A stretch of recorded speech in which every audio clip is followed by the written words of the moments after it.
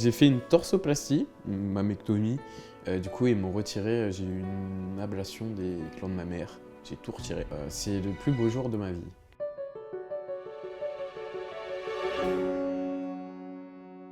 Bonjour et bienvenue dans ce nouvel épisode de Virage. Aujourd'hui, nous recevons Wheezy qui vient nous raconter le grand virage de sa vie, sa transition de genre, qu'il a opéré très progressivement. Il nous la raconte en nous la vulgarisant, en répondant à toutes les questions avec une énergie folle et zéro filtre. Alors n'hésitez pas à commenter cet épisode et à le partager. Il est également disponible sur toutes les plateformes audio et vous pouvez aussi nous retrouver sur tous les réseaux sociaux. Virage, c'est un épisode par semaine. Plus vous likez, vous vous abonnez, vous commentez, vous partagez et plus vous nous aidez à vous offrir ce type de contenu et à découvrir des personnalités incroyables comme Wheezy. Bonjour et bienvenue. Merci. Alors comment tu t'appelles ? Je m'appelle Wheezy. C'est le prénom que t'ont donné tes parents ? Non, mon père a choisi de m'appeler Cécile. Il s'était dit en mode, si c'est un garçon, c'est ma mère qui choisit, et si c'est une fille, c'est mon père qui choisit. Et du coup, il avait choisi le prénom de Cécile, du coup. Donc tu es née fille ? Je suis née petite fille. Petite fille. Et une petite fille, très petite fille dans l'attitude ou une petite fille un peu garçon manqué ? On appelle ça un garçon manqué, mais plutôt petite fille avec des poupées, des couettes. Ma mère a essayé de me féminiser parce qu'elle avait eu une petite fille, mais c'était un flop total. C'était un échec. Je voulais tout faire comme les garçons. Je voulais pas les Barbie, je voulais les Action Man, je voulais les voitures, je voulais jouer à la Play. Je voulais rien faire comme une fille, finalement. Et t'as grandi où ? J'ai grandi dans l'Oise, dans le 60, du coup dans le fin fond perdu de la campagne. Et tu as toujours vécu dans l'Oise ? Alors j'ai vécu un petit peu partout. J'ai vécu en Martinique. Quand j'étais plus jeune, je suis parti à mes 3 mois jusqu'à mes 6 ans là-bas. Et après, quand mes parents ils sont séparés, je suis revenu, j'ai choisi ma mère. Donc tu es venu, parce que 3 mois, vivre en France avec ta maman ? Oui, tout à fait. Dans l'Oise ? Ma mère, dans l'Oise. D'accord. Après, on a déménagé un petit peu partout parce que ma mère, à l'époque, elle travaillait en hôtellerie-restauration. Donc c'est vrai on est allé un peu dans le sud, après on est remonté dans le nord, après on a été un peu en Savoie, enfin on a été un peu partout, quoi. C'est vrai que j'étais un peu baladé et j'étais content. Et tu reçois quel genre d'éducation ? Une éducation plutôt ouverte, une éducation plutôt conservatrice, plutôt religieuse ? Quel genre de vie tu as en tant que petite fille ? Comment tu te construis ? Mes parents m'ont laissé choisir. Dites-vous, je suis même pas baptisé de base. C'est moi qui j'ai choisi la religion que je voulais pratiquer de manière générale, du coup, être chrétien.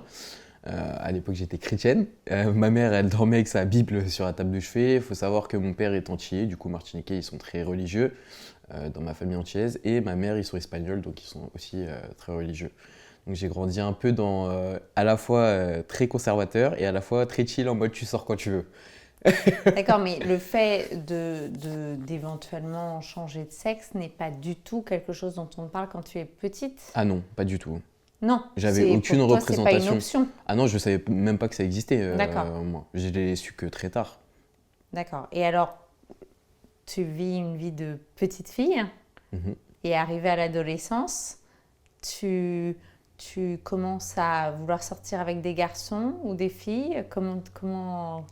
Alors, je dirais que je voulais tout le temps être avec des garçons, mais qu'arrivé à vers 13-14 ans, je savais pas si je voulais être avec des garçons ou avec des filles, parce que je voulais traîner avec des garçons, mais j'étais pas trop attiré par les garçons. Mais vu que toutes mes copines, elles avaient des copains, je suis en mode, oui, bah moi aussi, il faut que j'ai un copain. Du coup, j'ai eu des amoureux quand même. Très peu, mais j'en ai eu. Du coup, j'ai relationné avec des garçons jusqu'au lycée, on va dire.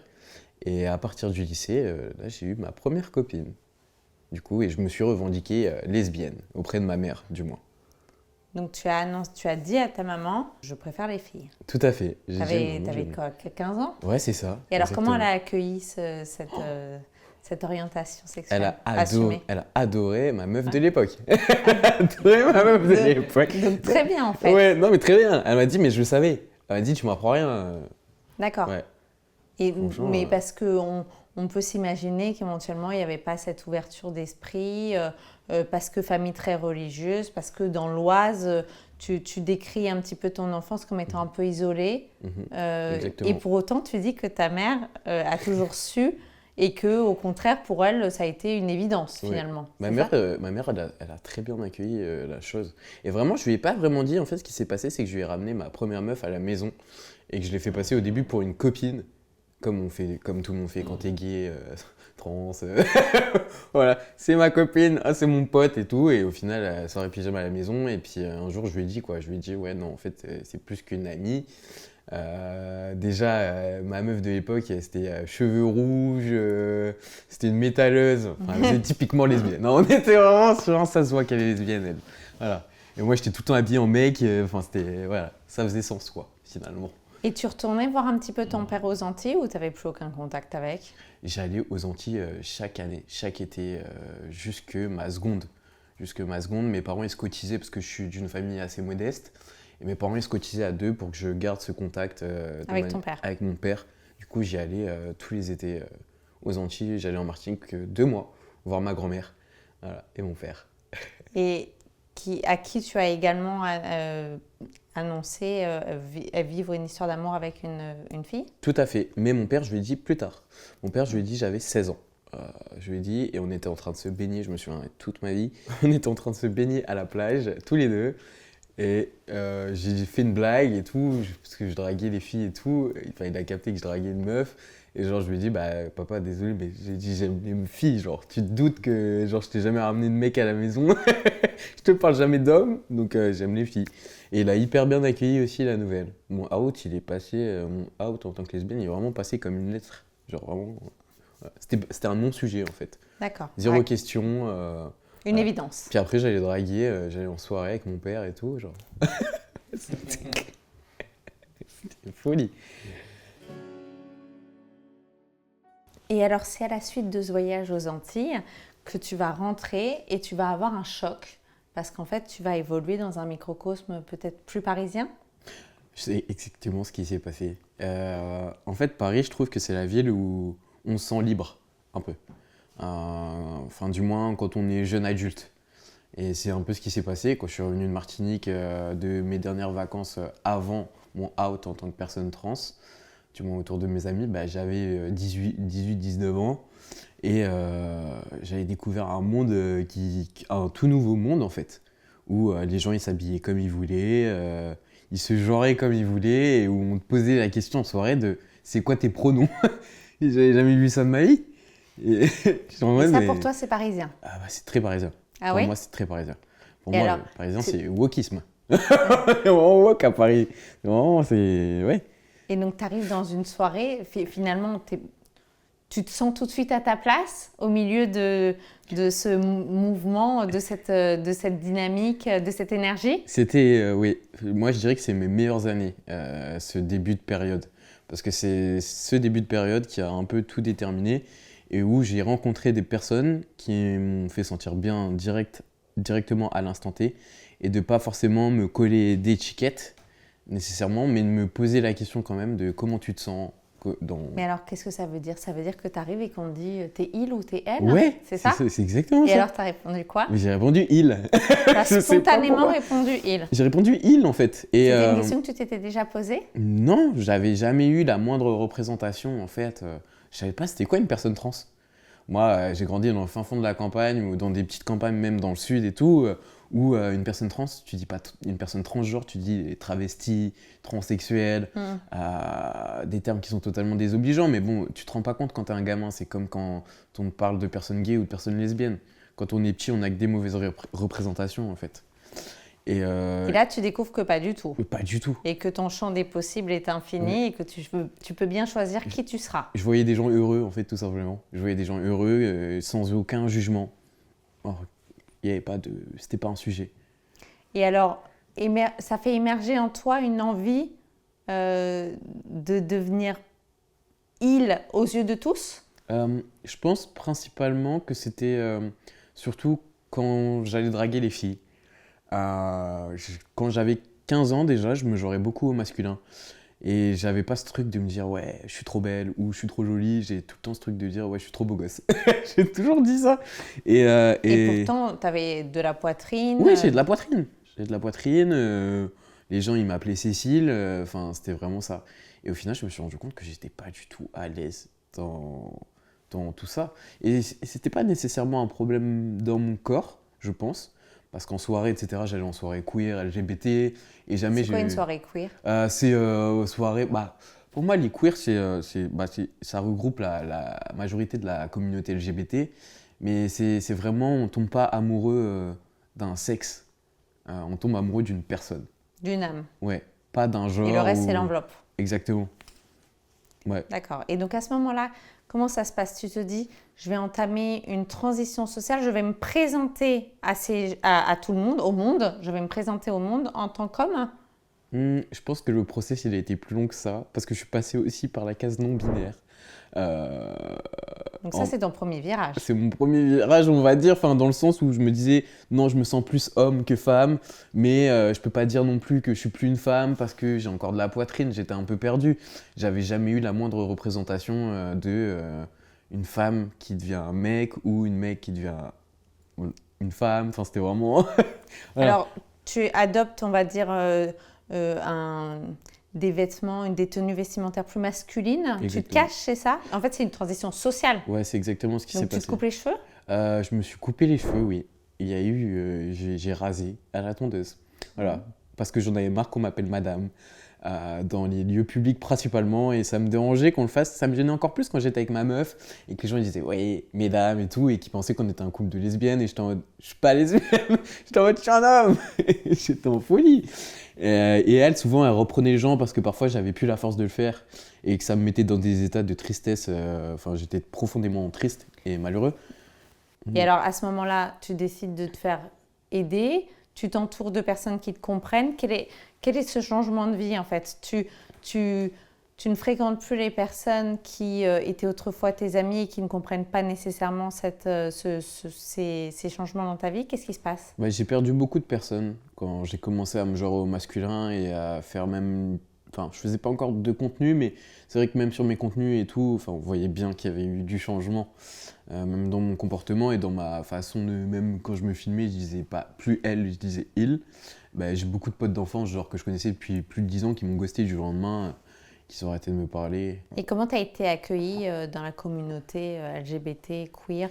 On considérait, enfin, comment on accueille un non-binaire? Est-ce qu'on l'aide dans son cheminement vers un choix ou est-ce qu'au contraire on considère que non-binaire c'est déjà un choix? Il y a une pression sociale? Non-binaire, c'est déjà un choix. C'est à des personnes qui se sentent ni homme ni femme. Et moi, en fait, je suis juste passé par la case non-binaire parce que je pense que je n'osais pas encore faire une transition vraiment vers mon genre qui est le genre masculin. Parce que c'est beaucoup de changements. Après, chaque transition est différente. Tu as des personnes trans qui se font opérer, d'autres pas. Des personnes non-binaires qui se font opérer et retirer la poitrine, d'autres pas. Ça dépend vraiment. Mais moi, je sais que j'étais arrivé à une période de ma vie où je me détestais, où je détestais mes seins. Je me rappellerai toute ma vie, un été il y a 2 ans, et j'étais avec d'autres mecs trans, et ils étaient tous opérés. Et on faisait du sport dans un parc et tout. Et ça me saoulait parce que tout le monde était torse nu, et moi j'étais là avec mon t-shirt. Du coup, j'en ai marre, j'ai fait du topless. Et je me disais, mais les gens là dans ce parc, ils me voyaient comme une femme et pas comme un mec. Et à partir de ce moment-là, Et alors justement, le regard social à ce moment-là, c'était dur. C'était dur et même ma mère, parfois, elle m'envoyait des messages, ou même mes proches, des photos de moi à l'école et tout, quand j'étais une fille et tout. Et je le vivais tellement mal. Je me disais, mais c'est pas moi. Je me disais, ça était moi, mais en fait, j'étais pas à l'aise avec cette image de moi, ouais. Donc finalement, tu étais à l'aise que dans cet environnement donc queer, LGBT, mais dans ta vie de tous les jours, parce qu'il a fallu chercher un travail. Oh oui. Alors est-ce que ça a posé des difficultés? Est-ce que des portes se sont fermées? C'était très dur de trouver du taf. Là, j'ai eu une chance iconique de trouver un travail où je me sens bien à l'heure actuelle, avec mes anciens papiers, où il y a marqué encore Madame Cécile Gambi. Où j'ai dit à l'entretien, c'était dire aux entretiens où je me présentais à chaque fois de dire que de base j'étais une femme, mais qu'au final j'étais un homme, tomber sur des gens méchants. C'est-à-dire qui portent des jugements? Ouais, portent des jugements ou qui continuent à m'appeler Cécile alors que je leur dis que mon prénom c'est Wheezy. Et qui continue à dire elle. Ouais, Mm. voilà, de manière continue. Et à ce moment-là, lorsque tu es non-binaire, est-ce que tu en parles à tes parents ou est-ce que tu leur caches? Tu as une double vie? J'ai caché, j'avais une double vie, j'avais une vie cachée. On était vraiment dans mon flic le flic à Beverly Hills. Genre, j'avais vraiment une vie de Cécile et genre Wheezy. Genre, quand je rentrais chez mes parents, j'étais Cécile et quand je rentrais à Paris, chez moi, parce que du coup, ma communauté, c'était mon chez moi, ma communauté LGBT. J'étais dans énormément d'événements, j'allais faire des manifs. J'essayais à mon échelle, faire changer les choses pour nous et surtout pour les plus jeunes qu'ils ont, comme moi, pas eu de représentation. Mais tes parents, ils voyaient bien que tu t'étais coupé les cheveux, que tu te cachais sous tes vêtements. Ouais. Même si, quand tu allais chez eux, tu te présentais en tant que Cécile. C'était n'importe quoi. Et ils t'en parlaient, la parole était libre. Ils pensaient que j'étais une lesbienne masculine. Voilà. Je dis, bon, bah, c'est ma fille, elle est un peu garçon manqué, elle a toujours été. C'est rien, ça va passer. Voilà. D'accord. Ils pensaient que socialement, tu te présentais en tant qu'il, mais que ça n'irait pas... Plus loin. Oui. Et au final, c'était plus loin. Oui. Et pendant combien d'années tu as gardé ce statut non-binaire sans entamer de transition physique? En vrai, non-binaire, c'était quelques mois. Ça n'a vraiment pas duré longtemps. C'était vraiment parce que j'avais peur. Et très vite, après, j'ai dit, aux yeux du monde, du moins mon entourage, dans les événements où je me présentais, dans le travail, que j'étais un mec, en fait. Juste que j'étais un mec trans. Et après, il y a eu le out à mes parents l'année dernière. Mais comment, avant de faire cet out, qui en fait est un out de transition, comment tu faisais dans tes relations amoureuses? Oh là là, quel enfer. C'était compliqué? C'était un enfer. En fait, c'était un enfer dans le sens où, dans la communauté LGBT, il y a beaucoup de problèmes de santé mentale. Parce qu'on est quasiment tous traumatisés. Des traumas... Le commun des mortels est traumatisé déjà de base dans la France de Macron.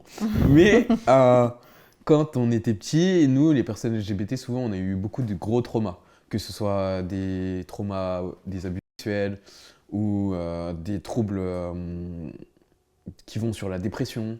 On a plein de Toi, trucs. tu as eu des gros traumas?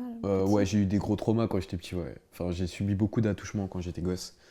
Ce qui fait que ça n'a pas aidé dans mes relations. Aux Antilles ou en France. En France? En France, à l'école, par des copains, par voilà, les soirées pyjama où j'étais la seule meuf qui traînait avec des mecs.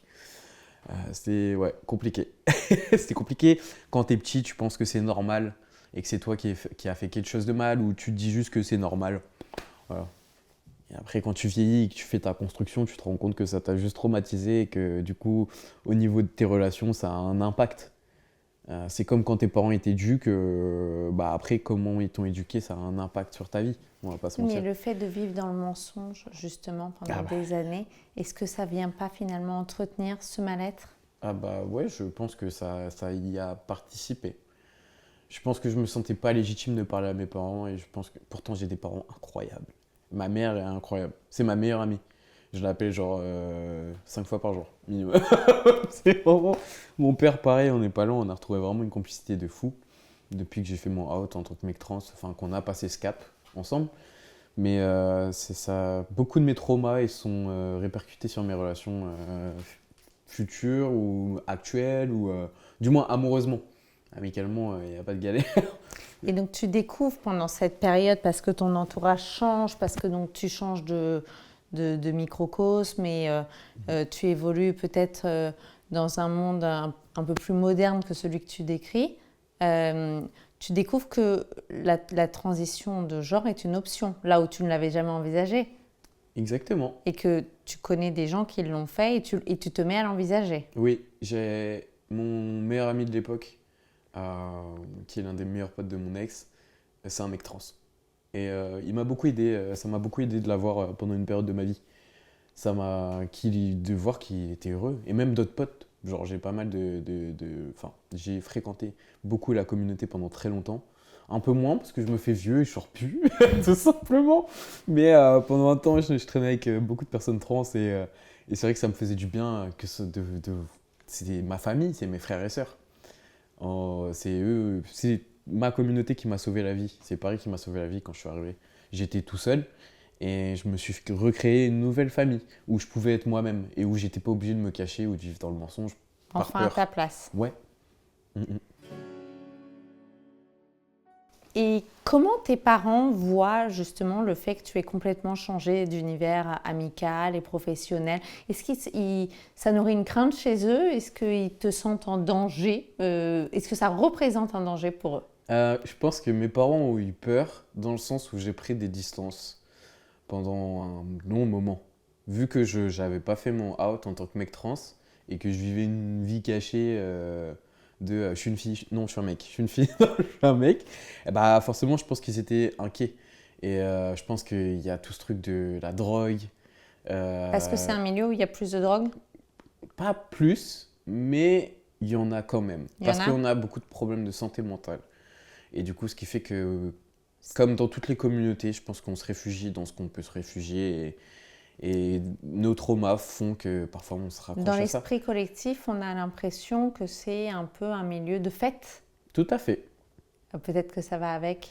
Parce qu'on célèbre qui on est dans ce milieu. On s'assume. On s'assume et personne ne te juge en fait. Tu viens habillé, un mec qui vient maquiller, une meuf, elle a envie de venir. Peu importe ta tenue, on s'en fout, genre. C'est vraiment l'énergie que tu dégages. C'est une énergie. Après, je peux pas dire que tout le monde est bienveillant parce que aucune personne. Enfin, c'est pas partout que. Enfin, je peux pas dire que c'est le monde des bisounours non plus. T'as des gens qui sont méchants, t'as des gens qui sont gentils.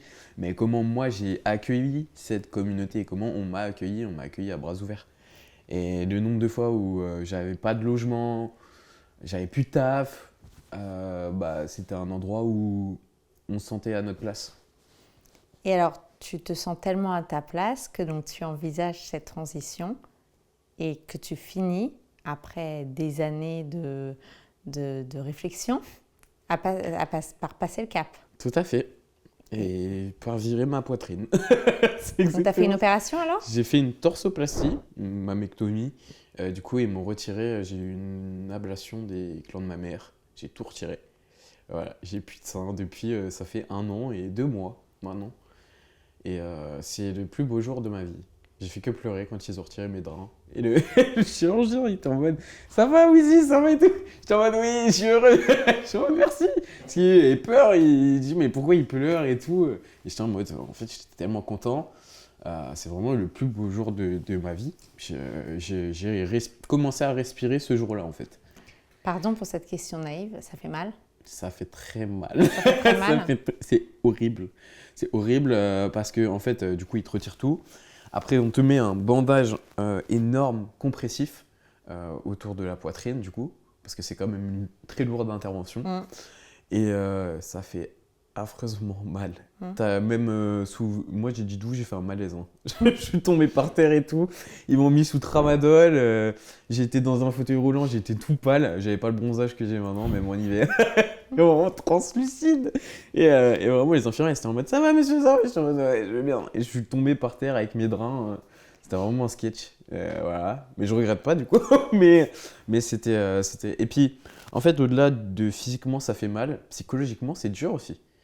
Psychologiquement, c'est dur. Comment j'ai vraiment annoncé la chose à mon père, je lui ai envoyé une photo de moi sans mes seins. Ah, tu lui as pas dit avant? C'est violent ce que j'ai fait, ouais. Tu t'es fait opérer. Et ta mère, tu lui en as parlé avant? Ma mère, ouais, je lui en ai parlé avant. Pourquoi tu passes ce cap? En fait, j'en avais marre de vivre dans le mensonge. Parce que ça me bouffait. Dites-vous, j'ai même perdu mes cheveux pendant une période. J'ai fait une espèce de alopécie pendant des mois. J'avais 3 big trous. Enfin, je perdais mes cheveux en fait. Je perdais mes cheveux parce que en fait, ça me bouffait de l'intérieur de mentir à ma famille. C'est cette double vie que tu n'assumais plus. Ouais, j'en pouvais plus. Donc t'en parles à ta mère, elle t'encourage, elle essaye au contraire de te dissuader. Qu'est-ce qu'elle fait? C'était dur. Ma mère, elle était... c'est une maman. Elle était, je pense que c'était pas nécessairement la transition, c'était vraiment ce truc de t'es sûr. Tu vas pas regretter. Ouais. Si tu pourras pas le caractère irréversible. Voilà. Et une transition, il y a beaucoup... C'est vrai que dans notre société, on voit beaucoup des transitions aussi, de gens qui regrettent. De plus en plus. Voilà. Et du coup, elle était plus dans ça. Elle était en mode, est-ce que tu es sûr que tu vas pas regretter ou... Moi, je t'aime, mais ouais, si tu regrettes, on fait quoi? Et moi, j'étais en mode, je vais pas regretter. Oui, parce que tu l'as fait jeune. Oui, j'ai fait jeune. Je suis jeune, hein. Mais je l'ai fait moins jeune que beaucoup de personnes trans. À quel âge tu l'as fait? Là, la torsoplastie, ça fait 1 an. Donc, j'avais un peu plus de 25 ans. Et est-ce que, lorsque tu es amené à faire ce genre d'opération, le chirurgien, justement, t'interroge sur tes réelles motivations? Est-ce qu'on te suit psychologiquement? Est-ce que tout le monde a accès à ce type d'opération? Alors, moi, je suis allé chez le psychiatre. J'ai commencé mes hormones avant de faire mon ablation des seins. J'ai été chez le psychiatre pour qu'on me diagnostique une dysphorie de genre. C'est-à-dire que j'ai été né dans le mauvais corps.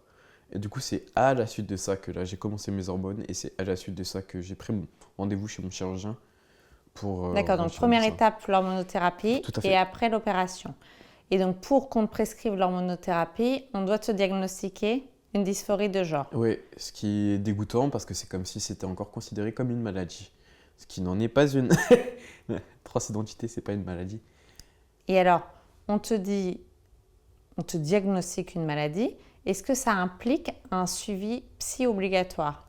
Alors, beaucoup de personnes trans sont suivies parce que c'est leur choix. D'accord, c'est volontaire. C'est volontaire. Moi, mon choix, c'est pas d'être suivi. Je supporte pas le psy. Donc, j'ai essayé d'y aller parce que une transition, c'est lourd. C'est lourd de conséquences psychologiquement, physiquement et dans plein de sphères.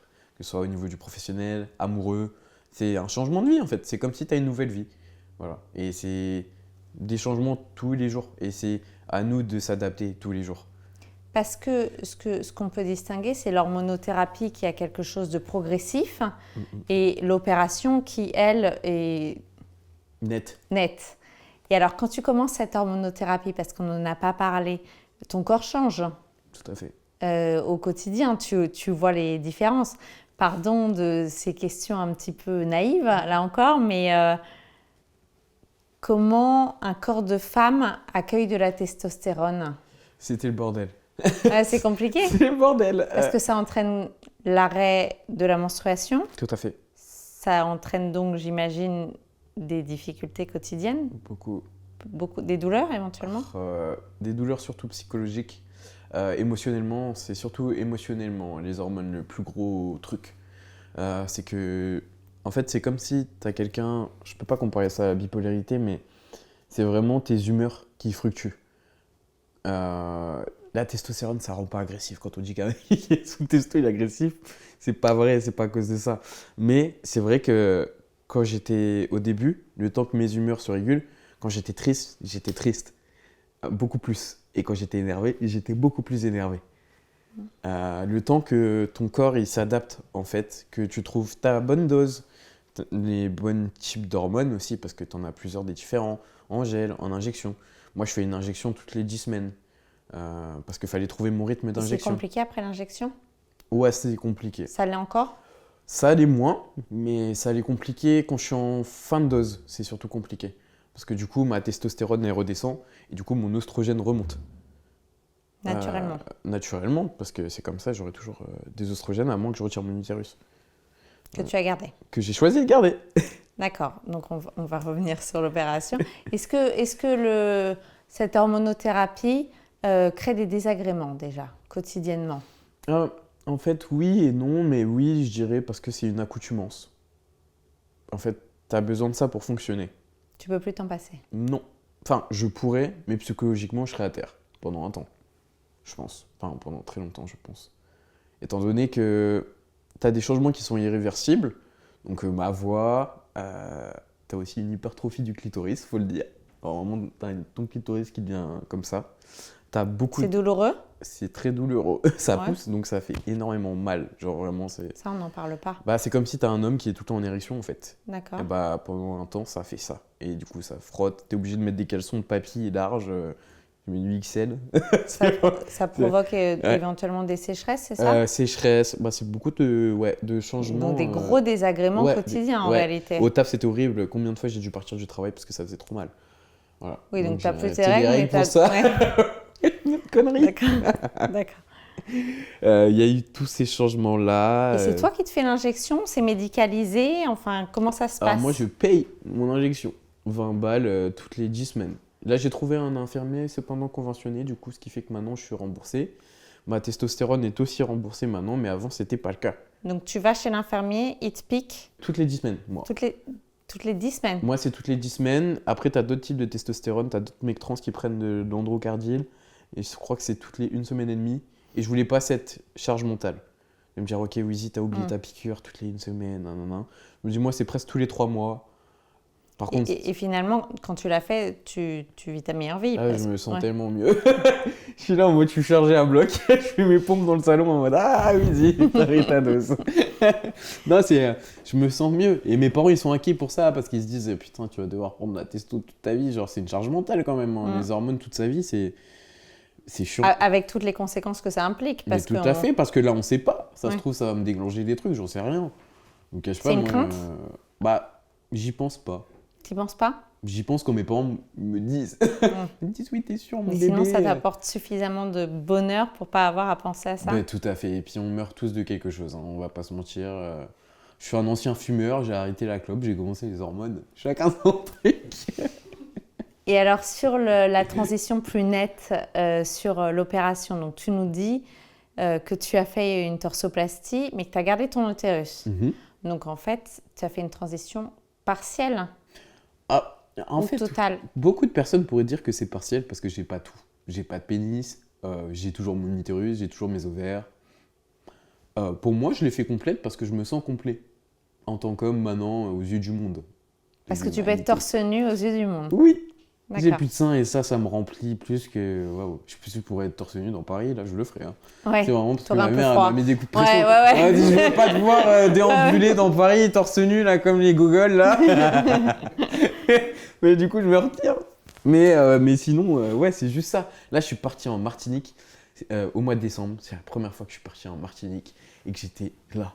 Sur la plage, je la fermais et j'étais là, je profitais. T'as pas pris de t-shirt dans ta valise? Ouais. Et j'étais en mode, je suis torse nu sur la plage et j'ai pas de sein. Et personne ne me regarde. Est-ce que tu peux trouver ta place sans avoir fait une transition dite totale? Je m'explique. Est-ce que finalement, pour les personnes cisgenres, t'es pas complètement un homme parce que t'as pas de pénis? Et est-ce que finalement, pour les personnes trans, t'es pas complètement trans parce que... ou inversement, est-ce que pour les personnes cisgenres, t'as plus de poitrine? Enfin, t'as compris ce que je voulais dire? J'ai capté. Je sais pas si on pense comme ça. En fait, je pense que dans ma communauté, on pense pas comme ça. Je pense que ça, c'est plus des questionnements de cis-hétéro, cisgenre. Et ce qui est OK parce qu'ils savent pas. Et en fait, moi, je passe mon temps, c'est ce que je fais sur les réseaux, d'essayer d'éduquer les gens. Et que c'est vraiment la phrase la plus importante pour moi, c'est chaque transition est différente. Il n'y a pas de transition complète ou incomplète. On fait la transition... C'est comment toi tu te sens. Ouais. C'est ton rapport à ton corps et ton rapport à ta vie. Moi, là, je me sens complet et heureux comme je suis. Mais est-ce que ça n'aurait pas été plus simple je parle de simplicité quotidienne, c'est-à-dire... Si j'étais né avec un pénis? Non. Mais... non, ça, on choisit pas. Ça, j'avais bien saisi. Mais est-ce que le fait, par exemple, d'enlever ton utérus ne t'enlèverait pas certains désagréments liés à ta testostérone dont on parlait tout à l'heure? Est-ce que En vrai, je pense pas parce que c'est une partie de moi que je renie pas d'avoir été une femme. Je pense que je suis différent de beaucoup de personnes trans. Comme je dis, chaque transition est différente parce que tu as beaucoup de personnes trans qui se sentent pas à l'aise de garder cette partie-là d'eux. Parce que pour eux, c'est toujours une partie de femme. Et pour moi, c'est plus que ça. Et quand tu te regardes dans la glace? Maintenant, je m'aime. Hein. Maintenant, je suis content. Maintenant, je suis content. Malgré le On m'appelle fait... Narcisse au travail. Narcisse.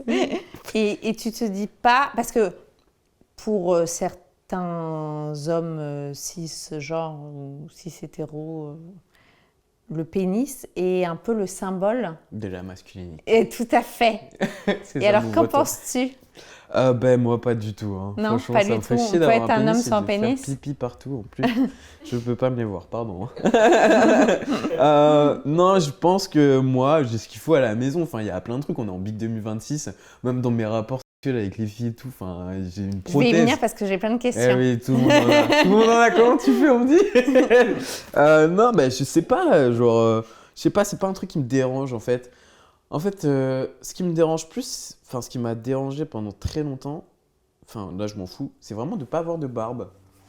Voilà, parce que ça Mais mettra ça, la beaucoup plus de temps. testostérone C'est la testo qui me commence donne. à... Ah bah oui, mais là, c'est parce que je me rase. Mais en fait, comme ça ressemble à rien et que ça fait des trous, ce qui est normal, parce que c'est comme si je refaisais une deuxième adolescence et une deuxième puberté, bah, du coup, je préfère me raser. Mais je veux une grosse barbe. Ouais. Ça, c'est un peu le En rêve. fait, tu veux ce qui se voit Mhm. par, le... Oui. par les tiers. Ah, ce qu'il y a dans mon caleçon, franchement, c'est un C'est- sujet à chaque ouais, fois. Mais Ça, c'est pas... Mais est-ce que c'est parce que, justement, est-ce que, comme ta maman l'a dit au moment de ta torsoplastie, il y aurait quelque chose d'irréversible si tu changeais de sexe? Mm. Ou, Bonne question. C'est une bonne question. Je te remercie. J'adore. Bah non, moi je pense que c'est vraiment pas ça. Je pense que j'ai la flemme de toutes les étapes pour une phalloplastie. Déjà, c'est presque 10 000 euros. J'ai déjà fait lâcher 6 000 à ma mère. Presque. C'est elle qui a payé la torsoplastie? Ouais. Merci maman, je t'aime. Donc, c'est qu'elle était d'accord. Elle m'aime, ma mère. Ma mère, elle m'aime et ma mère, elle m'a dit, ok, je suis son seul enfant. Ouais. Elle m'a dit, Si t'es heureux comme ça, ouais. je suis heureuse. Le reste, ça n'a pas d'importance. Mais c'est pas pour autant que je vais lui dire, allez, donne-moi 10 000 balles là. Il me faut une phalloplastie. Au-delà de ça, en fait, je sais que je vais pas mieux dormir la nuit. Je sais que je serai pas plus heureux. Et franchement, la convalescence, elle est tellement lourde. Enfin, pour même pas faire pipi debout. Mais est-ce que ça veut dire que techniquement, si tu arrêtais tes hormones, tu Ouais. pourrais porter un bébé? Oui, tout à fait. Nous y est. Enfin, nous y est pas parce que j'en veux pas d'enfant, mais oui, je pourrais, si ma compagne ne pouvait pas avoir d'enfant et que moi je faisais le choix d'en avoir et de la soulager là-dessus, je pourrais le porter carrément 9 mois. Moi, je sais que moi je suis invivable déjà, alors si je portais un bébé, voilà, C'est très lucide. j'étais insupportable. C'est très C'est lucide. insupportable. Non mais oui, et puis avec la testostérone, j'ai tout le temps faim. Donc là, à mon avis, avec un gosse, ouais. On prend du poids quand on prend de la testostérone? Alors moi, j'ai perdu 25 kilos. Ah, d'accord. J'ai été tellement grosse, putain, quand j'étais... Enfin, voilà. Après, chacun son chacun. Je me sentais grosse, moi, du moins. Je me Et sentais grosse. alors, ça voudrait dire que si on pousse le raisonnement, je comprends que ce n'est pas une volonté, mais techniquement, tu pourrais, en ayant un torse, avoir un bébé. C'est ouf, ouais. Ce que la science, elle fait, finalement, maintenant. Ouais, je pourrais porter un enfant pendant 9 mois et accoucher comme n'importe quelle femme sur cette terre. Et en vrai, c'est chiant. Enfin, en vrai, c'est un peu triste dans le sens où il y a énormément de femmes qui n'arrivent pas à avoir d'enfants. Et moi, genre, je suis un mec trans et je sais que si j'arrête mes hormones, je peux tomber enceinte, genre. Et tu le souhaites? Moi, non. Tu Ouais. veux des enfants? Mais parce que j'en ai jamais voulu. Ah. C'est juste ça, cette différence, c'est qu'il y a beaucoup de mecs trans qui portent des enfants parce qu'ils ont toujours voulu des enfants quand ils étaient une femme et quand ils ont transitionné. Et moi, j'ai pas voulu d'enfants avant, ni après, ni tout de suite. J'en veux pas. Et c'est ça qui pose aussi beaucoup de problèmes dans je pense, mes relations amoureuses, c'est qu'on arrive à un certain âge. Je suis pas vieux, mais j'arrive sur la trentaine. Où le désir d'enfant est plus présent. Et oui, ce qui fait que aussi, je pense que ça accentue le fait aussi que je suis célibataire. Je suis un garçon adorable. J'ai plein de qualités, mais je veux pas d'enfant. Voilà. Et alors j'en voudrais jamais, justement, je on pense. parle des relations amoureuses. On n'en a pas, on les a pas évoquées. Mais alors, quand on a l'apparence d'un homme, puisque c'est le but recherché, toi, ce que tu veux, c'est une transition où tout le monde constate que tu es un homme, C'est ça. et qu'on est intéressé par les femmes, Mhm. qu'est-ce qui se passe au moment où on se retrouve dans un lit et qu'on se déshabille et que... Ouais, je vous est-ce qu'on jure. prévient avant? Comment tu fais? Ah bah moi je lui dis à chaque fois. Hein. Bah de toute façon après en général avec la technologie malheureusement en général on échange des Instagram, elle voit vite que je suis trans.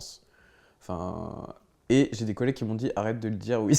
Enfin, quand je veux draguer des filles même au taf et tout parce que je suis barman, voilà, on se refait pas. Et ouais ils me disent mais Wheezy t'as plein de qualités, t'es un mec génial, genre t'es méga drôle et tout, t'es gentil. Genre, t'es pas obligé de le dire. Et je suis en mode, bah ouais, mais bon, enfin, là, on est jeune et parfois, il y a des moments où Elles vont bah, ça va se découvrir à un voir, quoi. moment, ouais.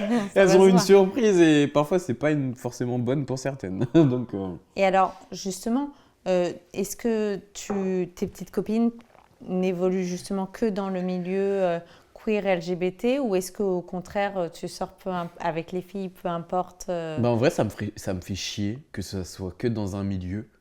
D'accord. Moi, ça me fait chier.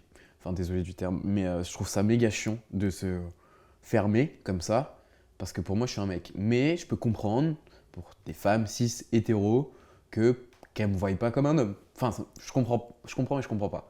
Mais je comprends dans le sens où elles veulent un pénis et moi, j'en ai pas, et du coup, je suis en mode, bah, c'est ok, genre. Et surtout, elles comprennent pas ce cheminement que j'ai eu d'avoir été une femme et de devenir un mec, et que au final, je suis vraiment un mec. Du coup, c'est Parce que compliqué. tu sors avec des femmes hétéros. Ouais, ça m'arrive. C'est rare. Ça se fait rare de nos jours. On n'en trouve plus comme avant. Mais Tu sors avec des femmes hétéros qui constatent que tu n'as pas de pénis. moi, et- je pense que tout le monde est bi déjà, de toute manière. Ah oui. Je pense qu'il y a toujours un petit. Voilà. Bon, peut-être pas pour les mecs, mais. Parce que voilà. Mais c'est les hommes. Mais, mais je pense que beaucoup de femmes sont bi. Mais elles vont pas dedans, mais je pense. Et donc, pour les rapports sexuels, finalement, si tu sors avec des femmes Ouais. hétéros, ça veut dire qu'en effet, tu as des prothèses. Enfin, Bah ouais, j'ai eu ma prothèse fidèle au poste. J'en ai même plusieurs. J'en ai une pour faire pipi, une pour avoir des rapports, une pour juste mettre dans le caleçon, faire joli. Ah bon? Ouais, c'est un Pour la- packer. Pour la plage, par exemple? Ouais, mais je l'aimais pas en fait. Enfin, moi, ça me sert juste pour avoir des rapports parce qu'en soi, faire pipi debout, à chaque fois que je fais pipi debout, je me fais pipi dessus et c'est pas du tout agréable parce qu'il faut la tenir d'une certaine manière. Et je suis Ah, là. ça s'apprend, hein? Ouais, vraiment, c'est tout un taf. Vraiment, et ça m'est arrivé au travail il y a genre 2 mois. Et heureusement, je prévoyais toujours du change et on a une douche au taf, enfin ça va, genre je me lave, voilà, c'est que du pipi, mais bon, ça fait chier. J'avais l'impression d'avoir 4 ans de me faire pipi au lit, genre. Mais là, c'était au taf et du coup, j'étais remonté dans tous mes états et psychologiquement, ça rend fou. Et j'ai dit à ma manageuse, je suis hyper proche d'elle, c'est une de mes meilleures potes. J'étais en mode, je me suis fait pipi dessus. Elle était en mode, mais oui, si, ça va. J'étais en mode, ouais, c'est que du pipi, mais bon, enfin, c'est chiant, quoi. Parce que tu mets ta Mhm. prothèse pour travailler? Avant, ouais, je la mettais. Mais en fait, je pense qu'avant, je mettais ma prothèse parce que j'étais en début de transition. Et que tu voulais qu'on voit que Que je suis un t'es mec, quoi, Ouais. j'ai un pénis. Ouais. Et maintenant, genre, je m'en fous. Bah, ça rejoint un petit peu ce que je te disais tout à l'heure Bien sur sûr. le pénis comme symbole. De masculinité. Oui. Mais parce que aussi, j'ai évolué dans des sphères. Même beaucoup de personnes trans sont en mode, bah, je me sens plus complet quand j'ai ma prothèse. Genre, D'accord. j'ai beaucoup d'amis et c'est ok, eux, ils le sentent comme ça. Et moi, je m'en fous, genre, d'avoir rien dans mon futal. Et du coup, plus j'ai avancé dans ma transition, et plus, genre, il n'y a plus un monde où il y a quelqu'un qui m'appelle madame. Et ça complexifie, au-delà du rapport sexuel, ça complexifie également le rapport amoureux. Ah ouais, c'est chiant. Pourquoi? Bah, en fait, je crois que là, je suis célibataire endurci et c'est pas prêt de changer. Genre, parce que, genre, c'est chiant d'être trans et de relationner avec des gens. Parce que les gens comprennent pas. Et même parfois, dans ma communauté, les filles comprennent pas. Tout ce que ça implique de relationner avec une personne trans. Enfin, je suis juste un humain, mais mais il y a beaucoup plus de problématiques que quand tu sors avec juste une personne bi ou lesbienne ou gay. Il y a quoi par exemple comme problématique supplémentaire? Bah, on a beaucoup de périodes où on se sent pas bien. À cause des hormones À cause de tout. ou de tout le reste? De tout. De tout. Parce que une partie de l'humanité veut nous voir éteindre aussi, crever. Faut se dire, dans beaucoup de pays, on Tu peut aller ressens en beaucoup prison. de virulence Ah ouais, moi, sur les réseaux, c'est infâme. et pourtant abject. tu t'exposes beaucoup. Ouais, parce que je m'en fous. Enfin, ça m'atteint pas. Moi, ça m'atteint pas. Mais beaucoup de personnes trans, ça les atteint. Moi, j'ai même une collègue là qui me suit sur les réseaux, elle me kiffe et elle me dit putain, oui, je me serais foutu en l'air moi si j'avais tes commentaires. Parce que Enfin, les gens sont durs. Bah, les gens sont horribles, ouais. Mais je fais pas ça pour eux, donc je m'en fous. Moi, Tu je fais fais ça pour qui? pour les plus jeunes. Mm. Je pense que pour les plus jeunes, parce que moi, j'ai pas eu cette chance. Qu'il y ait quelqu'un qui me dise t'inquiète, tu vas t'en sortir et ça va aller, genre. T'as le choix. Ouais. Et t'as le choix de te choisir. En fait, c'est vraiment ça. Moi, je me suis choisi. Tu t'es choisi au détriment, si je comprends bien, enfin, en t'ajoutant des difficultés, en tout cas dans tes relations amoureuses et sexuelles. Oui, c'est pas évident. J'ai eu la chance de relationner quand même avec des femmes incroyables et exceptionnelles, heureusement, parce que sinon la vie serait vraiment dure. avec qui j'ai gardé des bonnes relations. C'est très rare que je sois en mauvais termes avec mes ex d'ailleurs. On n'est pas amis parce qu'être ami avec ses ex, c'est tout un débat. Mais j'ai. Chez tout le monde. Mais, Chez tout le monde. mais c'est vrai que j'ai eu des copines qui étaient très bienveillantes et très bien. Et du moins, même si on n'était pas d'accord sur tout et qu'il y a eu des hauts et des bas, comme dans toutes les relations, que ce soit cis ou parce que je suis trans, bah, elles m'ont beaucoup apporté à une période de ma vie. Et c'est grâce à ma dernière rupture, je remercie mon ex de m'avoir largué d'ailleurs, parce que c'est grâce à cette rupture que j'ai fait mon out à toute ma famille. Parce que j'étais en mode, je pensais que c'était la femme de ma vie, j'avais plus rien à perdre, et du coup j'ai dit à tout le monde que j'étais trans. Donc j'ai dit ok, là je chiale, donc autant que je chiale. Le courage de t'assumer. Ouais, Ouais. et de prendre mes rendez-vous médicaux, parce que en fait j'ai toujours été en couple.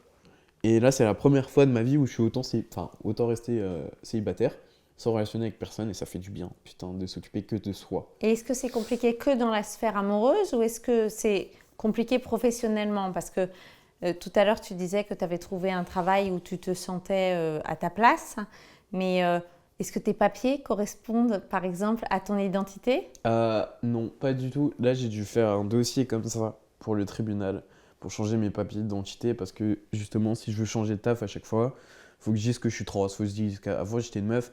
Alors que si mes papiers ils étaient changés, bah je dirais juste je m'appelle Wheezy et on s'en fout. Je suis juste un garçon en fait, donc c'est un Donc non-sujet. finalement, c'est plus compliqué d'avoir des papiers que d'avoir un torse? Ah bah ouais. Ouais, c'était bien ça, j'aime bien.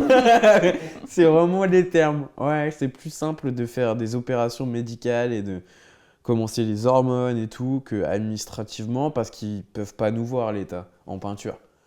Genre pour eux, on est un... Et pourtant c'est fou parce qu'on est vraiment un léger pourcentage, mais vraiment minime de la population dans le monde. Et pour autant, il y a un acharnement... Moi, je me poserai jamais en victime. Je m'en fous, je suis très heureux dans ma vie et tout, mais c'est vrai que genre, on veut notre peau. Moi, il y a plein de pays où je vais pas parce que je me dis que je sais pas si je vais rentrer après. Tu te sens en danger? Ouais, carrément. Bah, il y a plein de pays où je dirais pas que je suis trans, hein, ça c'est clair. Et en France, En France aussi. tu te sens en danger? Tu te sens être une cible? À Paris, non. À Paris, non. Toujours parce qu'il y a Parce que c'est Paris. ce microcosme. Et c'est pour ça que je pense qu'on a du mal, enfin, qu'il y a une concentration de personnes trans assez importante à Paris, qu'il n'y a pas ailleurs, parce que, ou personnes queer, LGBT, importe, parce que tu as cette ouverture d'esprit qu'il n'y a pas partout. Oui, il y a une évolution peut-être plus rapide des mentalités. Plus rapide, ouais. C'est ça? Je dis pas que c'est parfait, mais il y a beaucoup plus de facilité. J'ai un médecin traitant incroyable. J'ai trouvé un généraliste spécialisé dans les transitions de genre. Je l'aime trop, genre, je pourrais lui faire des câlins. Je l'aime trop. Et est-ce que dans la rue, tu te sens menacée? Oui, parce qu'on me reconnaît maintenant. Ah, c'est à cause de ton exposition alors, plus Oh ouais, fuck. Genre D'accord. là le c'est revers quand de la médaille. j'ai été chez le médecin, j'ai eu une pharyngite plus une conjonctivite virale, j'étais vraiment PLS pendant 3 semaines, la maladie m'a attrapé, on veut me nuire. Et je suis en salle d'attente et là t'as une meuf que j'ai jamais vue, mais vraiment là et c'est là que j'ai percuté. Enfin ça fait 2-3 fois que ça m'arrive, mais pour moi je suis pas influenceur, enfin c'est pas ce que je cherche à faire sur les réseaux. Genre. Ce que tu cherches à faire, c'est démocratiser le fait qu'on a le choix de se choisir. Ouais, et que j'ai une vie normale et lambda. Que j'ai un taf, que je paye un loyer, que j'ai envie de me marier, que j'ai envie de déménager en Suisse. Et est-ce que tu penses que tu seras mieux? Je pense... Plus accepté? Pas plus accepté à ce niveau-là, mais plus heureux parce que j'ai toujours été un mec de la nature. J'aime les lacs, j'aime les montagnes, j'aime la forêt. Et là, à Paris, franchement, les buildings, je peux plus me les voir. Mais rien à voir avec ma transition. Genre, limite, en Suisse, c'est encore moins accepté qu'en France. Donc ouais. Il y a une grosse communauté gay, par contre. Mais les personnes trans, vraiment, on est tellement minimes. On n'est pas beaucoup. Il y a beaucoup de personnes trans qui se cachent. Et il y a beaucoup de personnes trans qui font des témoignages très différents du tien en expliquant à quel point c'est difficile, alors que toi, tu choisis de présenter les choses de manière optimiste. Oui, c'est pour ça que je suis pas apprécié par T'es beaucoup pas de apprécié personnes. par ta propre communauté? Tout à fait. Ah oui? Enfin, du moins une partie, pas tout le monde, heureusement, mais il y a beaucoup de personnes trans qui m'aiment pas beaucoup. Parce qu'ils pensent ils disent que je suis un bisounours et que c'est pas ça la vie d'un mec trans. Sauf que j'ai préféré apporter quelque chose de différent et me dire que... Pas me flageller en me disant « Ouais, je vais jamais m'en sortir parce que je suis trans, ma vie c'est de la merde ». Genre, moi je m'en fous, je dis que la vie c'est de la merde parce que on est des êtres humains et il y a des hauts et des bas. Mais ça n'a rien à voir avec le fait que je sois trans. Genre, j'ai besoin d'aller chez le psy, j'appelle ma mère. J'ai totalement pris la vie de manière différente qu'une personne queer la prend de base. J'ai des problèmes de santé mentale, je veux pas très bien, bah, j'ai la flemme de prendre des médicaments, genre. En fait, j'aborde les choses de manière différente. Et c'est un choix de ma part Et ça t'est reproché. ça m'est reproché. Et en vrai, moi je le vis bien, ça m'empêche pas de dormir. Parce que moi, je reçois quand même beaucoup de messages positifs de gamins qui me disent merci Wheezy pour ce que tu fais. Mm. Et surtout en Martinique. Ah bon? Bien sûr, parce que nous, on n'a pas ça en Martinique. Enfin, là, tu as une communauté qui est en train de grandir, mais comme c'est une communauté. Enfin, ils sont très religieux. On a eu peur pendant des années de s'exposer, que ce soit sur les réseaux sociaux, que ce soit sur l'île, que ce soit quand t'es gay, quand t'es lesbienne, quand t'es trans. Et au final, au mois de décembre, quand j'ai été, j'ai senti un virage incroyable. Encore un. Encore un. Vraiment. Et les gens me reconnaissaient parce que c'est une petite île et les gens ils sont très connectés sur les réseaux, sur TikTok et tout. Et les gens me reconnaissaient. Et beaucoup de dames m'ont arrêté pour me dire bravo pour ce que vous faites. Et il y a même mon père. Là, il y a 2 semaines, je l'ai eu au téléphone et il m'a dit ouais, il y a une dame où je vais acheter des soins pour les cheveux et tout de l'une de mes tantes et tout. Enfin, mon père me dit ça. Il me dit qu'elle m'a parlé de toi et elle m'a dit ouais, ton fils et tout, je le vois sur les réseaux et tout, tu peux être fier de lui et tout, c'est trop bien ce qu'il fait et tout. Et c'est bien ce que tu fais d'avoir pas renié ton Il te enfant. soutient? Mon père, il me soutient. Ouais, j'aime énormément mes parents. Mes parents, en vrai, je m'en fous de pas réussir ma vie amoureuse, un peu, ou ma vie professionnelle, mais je suis en mode, j'ai un entourage tellement incroyable, que ce soit au niveau de mes amis ou de ma Ça a famille. joué, tu penses? Ouais, Ouais. ouais, ça joue maintenant dans le fait que je suis heureux. Et que, genre, quand je suis rentré en Martinique, je me suis senti chez moi, à nouveau. Oui, parce que ton père, dont tu étais moins proche à un moment, tu nous l'as expliqué, t'as vu évoluer avec, en Martinique, donc dans ce milieu un peu religieux que tu as décrit, avec un torse, C'est fou. alors qu'il t'a fait appeler Cécile. J'étais à la plage, me baigner avec mon père, torse nu. Et alors? Et c'était incroyable. Et c'était l'un des plus beaux moments de ma vie aussi. Ça, ou quand je vais à la piscine municipale avec ma mère, je rentre chez ma mère, je rentre 2 fois par mois, souvent, voir ma mère, et on va à la piscine ensemble et tout, et je suis torse nu en slip de bain. Et je suis là en mode, juste parfois je regarde mon futal et je me dis, est-ce que les gens regardent mon slip ou pas? Mais à part ça, c'est des moments incroyables. Et pour moi, Ils t'ont complètement accepté avec ce nouveau corps. Ouais, mes parents m'aiment et me soutiennent. Ouais. Et ils sont très fiers de moi, et ils me le disent très régulièrement. C'est Ouais. peut-être aussi la différence et c'est peut-être aussi la raison pour laquelle toute ta communauté n'accepte pas ce discours optimiste, c'est parce que peut-être que tout le monde n'a pas ce soutien-là. Mais bien sûr, enfin, je veux pas dire personne, mais c'est rare. Et je comprends. Je comprends que ce soit dur. Mais c'était dur pour moi aussi. C'est ce que j'explique à pas mal de personnes de la commune et tout quand je parle. Je dis que moi aussi c'était dur. Moi aussi j'ai voulu me foutre en l'air. T'as Moi voulu aussi. te foutre en l'air? Ouais, je l'aurais jamais fait parce que j'aime trop la vie. Mais quand j'ai eu ma période sombre aussi, quand j'ai fait mon out et tout, et où je me sentais très seul, moi aussi j'étais en mode la vie c'est trop dur en étant trans là. Et il y a même des jours où je me dis c'est dur d'être trans. Ça je dirais jamais le contraire. Parce on a une vie et à la fois lambda comme tout le monde et d'autres problématiques. Logique. Et du coup je comprends qu'il y a des personnes qui comprennent pas ma manière de voir les choses. Mais que si on est tout le temps dans le négatif, bah on va jamais... Le positif attire le positif comme on dit. Et est-ce que tu penses que c'est à cause de toutes ces difficultés, justement, qui n'étaient pas forcément mesurables facilement, qu'on entend de plus en plus parler de détransition? Ouais, je pense. Je pense que beaucoup de personnes qui sont dans des transitions, c'est juste que, je sais pas s'ils se sont trompés comme ils disent, parce qu'il y a beaucoup de personnes qui disent qu'ils sont trompés, du coup ils détransitionnent. Je pense que parfois c'est trop dur. Parfois, tu te réveilles et tu te dis c'est trop dur d'être trans. Et c'est vrai, je le dis souvent. Parfois, c'est vraiment des trucs de merde. Mais alors, c'est lié à des transitions peut-être trop rapides? Parfois, oui. Parfois, je pense que tu te dis que tu seras plus heureux si tu étais comme ça.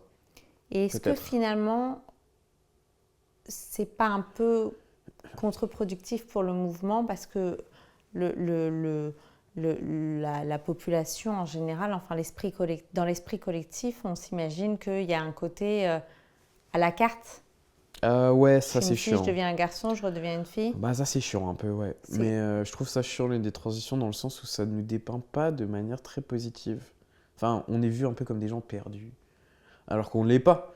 C'est juste que on a des traumas, des choses différentes et la vie c'est pas noir ou blanc, c'est des nuances. Et je pense que les gens ils sont parfois été influencés ou qui sont juste, ils se sentent juste mieux en étant dans un genre ou dans un autre et que ça arrive de se tromper, c'est pas la mort, genre. T'as jamais voulu détransitionner? Oh non, et ça n'arrivera jamais. Non? Même si je touche du bois. Mais Non, je suis trop bien comme ça. Pour moi, je suis un mec et c'est pas un sujet. pour Ça- toi, t'es un mec alors que tu es née petite fille. Oui, tout à Et fait. alors, est-ce que tu as la vie que tu imaginais avoir quand tu étais petite fille? Pas du tout. Non? Alors là, si on m'avait dit ça un jour, et même parfois je T'as fait de réalise pas, sacrés je crois. virages? Parfois je me lève le matin et je suis torse nu et je vois que j'ai plus de seins. Et que même parfois je vois des vidéos de moi ou des photos de moi, ou surtout des vidéos de moi où j'entends ma voix avant. Et là j'ai des chocs. Et là je me dis waouh. Et je me dis les hormones, merci les hormones. Et après je me dis oh la torsoplastie, merci la torsoplastie. Je suis tellement plus la même personne qu'il y a 2 ans. Il y a 2 ans je souffrais tellement. Et j'étais vraiment malheureux. Et en plus j'étais amoureux, mais j'étais malheureux. J'étais avec une meuf que je pensais que c'était la femme de ma vie, qu'on allait avoir des gosses, alors que j'en voulais pas. Je- Et en fait, je me rends compte qu'à l'époque, j'étais pas capable d'avoir une relation saine et. Enfin, c'est pas que c'était pas sain comme relation, mais je veux dire, j'étais malheureux. Donc, comment tu veux être heureux avec quelqu'un si t'es déjà malheureux, toi? Et aujourd'hui, t'es heureux? Bah, aujourd'hui, oui, postulez les filles. Aujourd'hui, je suis grave heureux. Je suis grave en mode, ouais, je peux avoir une relation de couple saine, ou je peux avoir des projets, même si j'ai pas prévu de me mettre en couple parce que j'ai envie de voyager. Donc voilà, j'ai envie de prendre une année de pause. Et où je voyage, où je vais coffrer un peu en Suisse, et où vraiment j'apprends plus à me connaître moi. Voilà. Et est-ce que tu penses que on devrait un petit peu, dans le cadre de l'éducation qu'on donne à nos enfants, instaurer cette possibilité selon laquelle il serait peut-être possible de choisir son sexe, ou est-ce que tu penses que ça pourrait être peut-être être insécurisant pour la jeunesse? Qu'est-ce qu'on devrait selon toi dire à la génération qui arrive? Je pense je pense qu'il faut voir en fonction de l'âge. C'est plein de paramètres, je pense, à prendre en compte. On me pose tout le temps cette question et je sais jamais quoi dire. Je suis partagé, je suis en mode oui et à la fois non, parce que bah faut pas que la transition elle soit trop tôt si c'est pour faire une détransition derrière, que l'enfant il regrette parce que c'est des opérations médicales à prendre en compte qui sont parfois irréversibles. Du coup, je dirais parfois non et parfois oui parce que la vie elle est pas comme ça, c'est pas une ligne droite.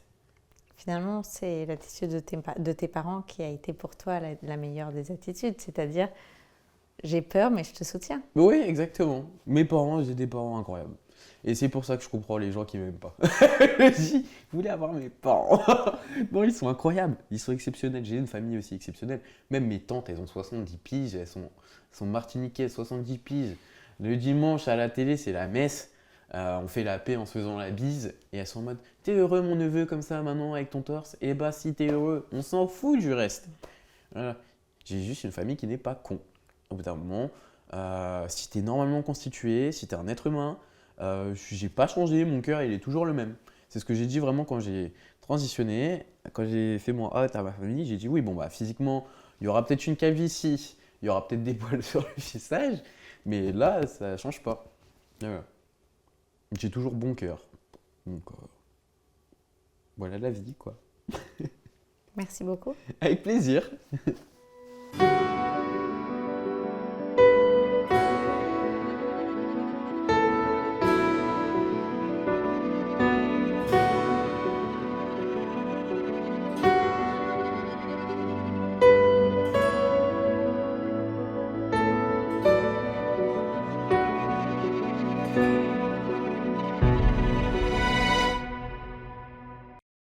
Alors moi je suis chaud, juste, je te retape juste ma bouteille d'eau pour remplir ma tasse et je te la rends.